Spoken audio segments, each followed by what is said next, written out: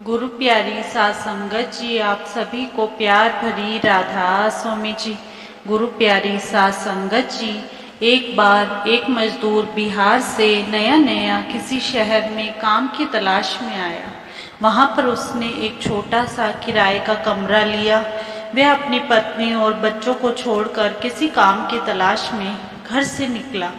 वह पूरा दिन किसी काम की तलाश में घूमता रहा, लेकिन उसको कहीं पर भी कोई काम नहीं मिला।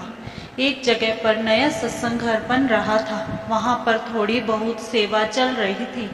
उसने कुछ लड़कों को वहां पर काम करते हुए देखा तो उनसे पूछा, भाई क्या मैं भी यहाँ पर काम कर सकता हूँ?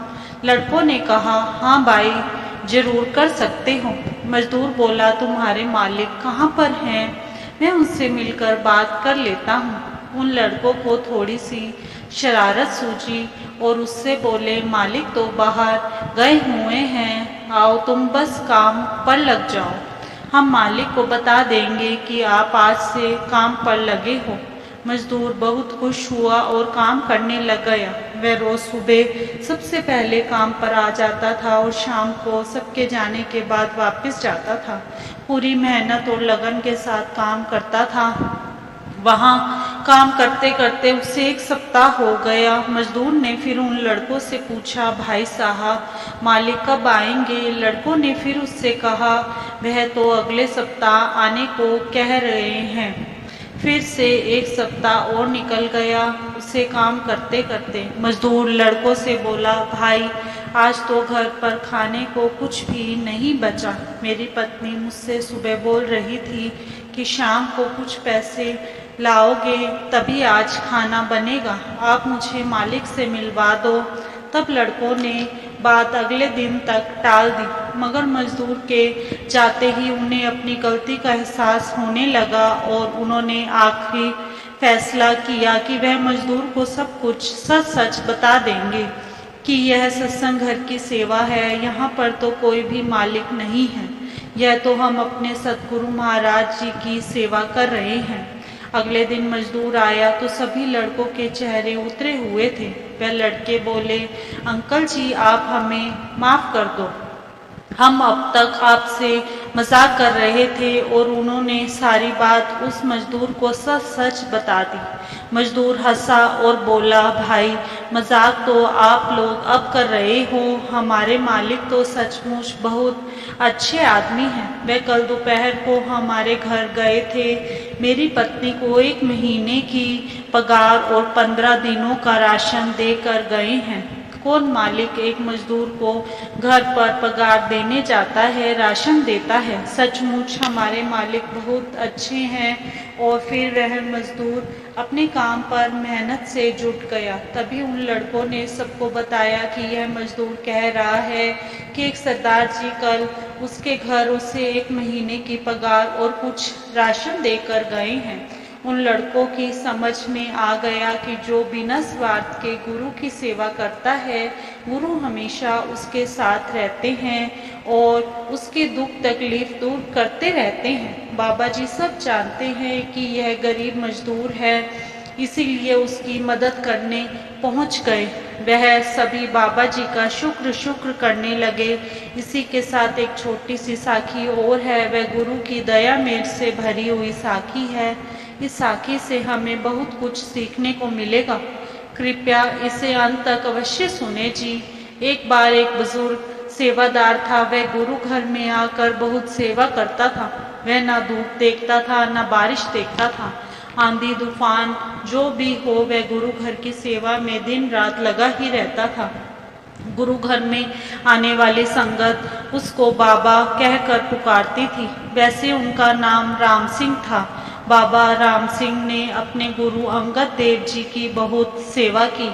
ना दिन देखा ना रात देखी, जो गुरु ने कहा हुक्म मानकर पूरी सेवा की। वह अपने गुरु के लिए खाना बनाना, उनका कमरा साफ करना, उनके कपड़े धोना, उनके हर जगह पर जाने आने का पूरा ध्यान रखता था। उसने कोई साल तक बहुत सेवा की। गुरु अंगद देव जी ने बाबा राम सिंह जी की सेवा से प्रसन्न होकर एक दिन बाबा राम सिंह को कहा, मांगो जो मांगना है। राम सिंह जी बोले, गुरुदेव जी आपने मुझे तो बिना मांगे ही सब कुछ दे दिया है, मुझे आपसे मांगने की कभी ज़रूरत ही नहीं पड़ी, मुझे तो मांगना आता ही नहीं। गुरु अंगद देव जी के बहुत कहने पर राम सिंह जी बोले, गुरु जी आप मुझे एक दिन का वक्त दो, मैं अपने घर वालों से पूछकर आपको कल बताता हूँ। घर जाकर बाबा राम सिंह ने अपनी माँ से पूछा, माँ गुरु अंगद देव जी मेरी सेवा से प्रसन्न होकर मुझको कुछ मांगने के लिए कह रहे हैं। माँ मैं गुरुजी से क्या मांगूँ? तो माँ बोली, बेटा हमारे पास बिल्कुल भी ज़मीन नहीं है, अपनी ज़मीन होगी तो हम उस पे अपने परिवार के लिए कुछ फल सब्जियाँ वगैरह लगा सकेंगे, तू ज़मीन ही मांग ले। उसका मन नहीं माना। फिर उसने अपनी पत्नी से पूछा तो वह बोली, हमारे घर में इतनी गरीबी है, आप पैसे मांग लो, पैसे से हमें जो चाहिए होगा हम सब खरीद सकते हैं। फिर भी उसका मन नहीं माना। उसकी एक बेटी थी, उसने फिर अपनी बेटी से पूछा कि गुरुजी ने मेरी सेवा से प्रसन्न होकर मुझको कुछ मांगने के लिए बोला है। तो वह बोली, पिताजी गुरुजी ने जब कहा है कि कुछ मांगो तो आप उनसे कुछ छोटी मोटी चीज़ ना मांग लेना। इतनी छोटी बेटी की बात सुनकर राम सिंह जी बहुत हैरान हो गए और बोले, बेटी कल तुम भी मेरे साथ चलना, गुरुजी से जो मांगना है मेरी जगह पर तुम ही मांग लेना। अगले दिन दोनों बाप बेटी गुरु जी के पास गए। राम सिंह जी बोले, गुरुदेव जी मेरी जगह पर मेरी बेटी आपसे कुछ मांगेगी।